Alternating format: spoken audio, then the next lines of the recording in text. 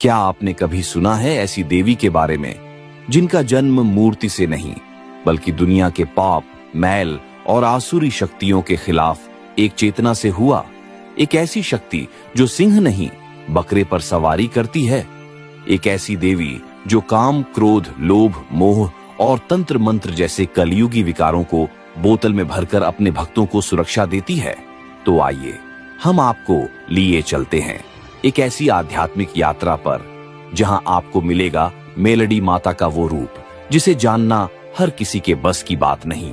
ऐसे अनसुने और अद्भुत रहस्यों का खुलासा होगा सिर्फ इतिहास के रहस्य पर। क्या आप तैयार हैं इस रहस्य से पर्दा उठाने के लिए? तो जुड़े रहिए और जानिए वो सत्य जिसे बहुत कम लोग जानते हैं। तो आइए बिना समय गंवाए इस रहस्यमयी यात्रा की शुरुआत करते हैं। सतयुग की समाप्ति के समय दैत्य अमरूवा महान, प्रतापी, मायावी और वरदानी था। उसके अत्याचार से सृष्टि में हाहाकार मच गया।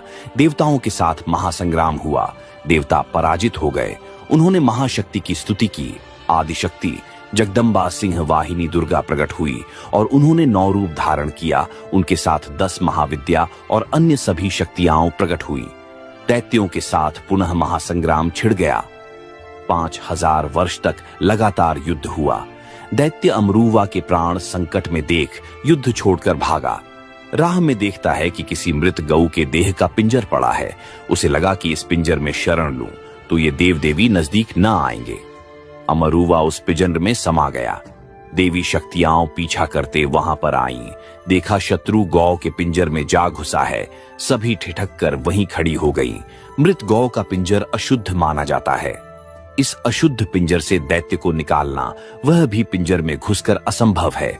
बाहर निकाले बिना वध भी नहीं किया जा सकता। ऐसी विषम स्थिति देवी शक्तियां मजबूरी में हाथ मलने लगी।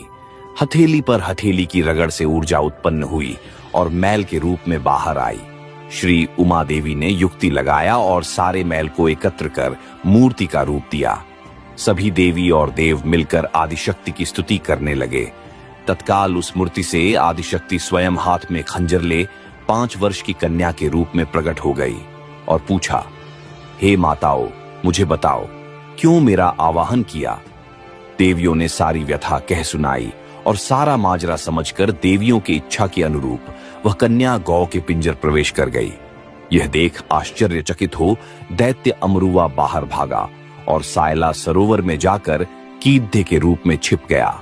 कन्या ने भी सायला सरोवर में प्रवेश करके दुष्ट दैत्य का वध कर दिया। सबने जय जयकार किया